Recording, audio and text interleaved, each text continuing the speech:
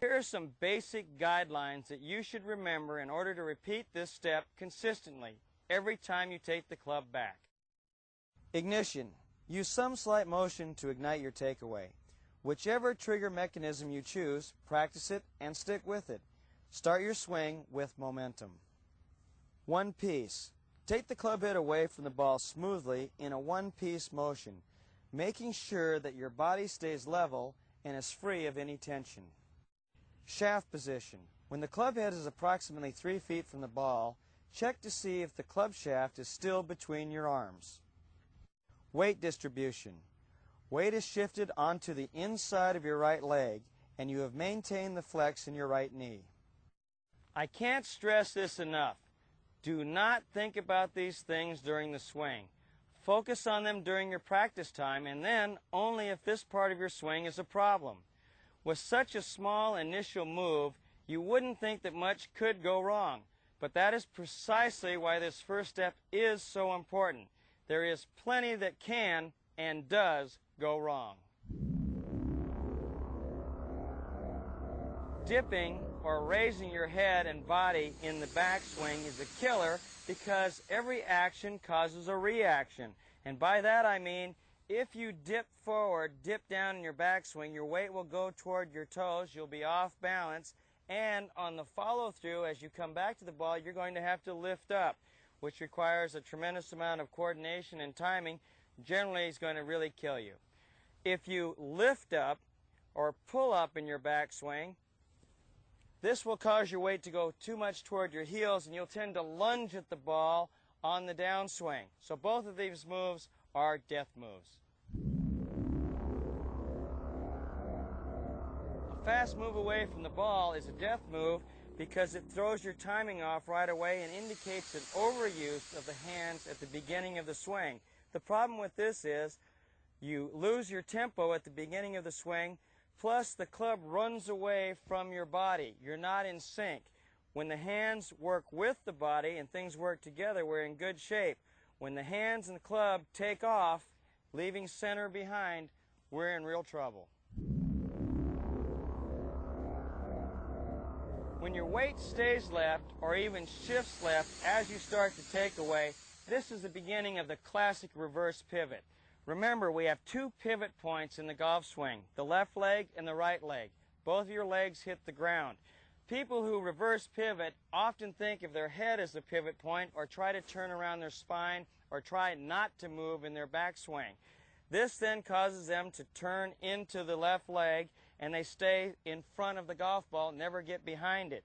When this happens, we have sort of a twisting action of the hips. The hips never get that little motion into the right leg, and the person twists. The right hip actually goes away from a line drawn off the right leg. The left hip goes toward the target. From this position, early on in the backswing, you're dead. Tension. Freezing over the ball with no waggle, no little ignition move here from the beginning of the golf swing is a killer. It's a killer because tension always ruins the golf swing. We need relaxed, soft muscles. We need to stay in motion. Remember, the great player stares at the target and glances at the ball, while the high handicap player always tends to stare at the ball, glance at the target, and then have too much tension early in the takeaway. When we see somebody overextend the club back, they are either trying to keep the club straight back in the takeaway or trying to keep their left arm super straight. And this is a pretty common problem. What I see is we have an extended left arm here at address, but we have the ability, because of the elasticity in our arm and shoulder here, to overextend. We have that mobility here in our shoulder to overextend. So if you disconnect right off the beginning of the takeaway, you can actually take the club to the outside. Whereas if you stay connected here with your left arm, you will never take the club to the outside. We see a significant amount of people at Doral roll the club to the inside too quickly in this fashion. Now, a number of things happen right here. One, the left arm leaves the body. 2, the right elbow attaches to your side. 3, the club face gets rolled wide open. And 4th, the club gets way too far inside and also too low. So from this position, ladies and gentlemen, you're history. The game's over. You're toast.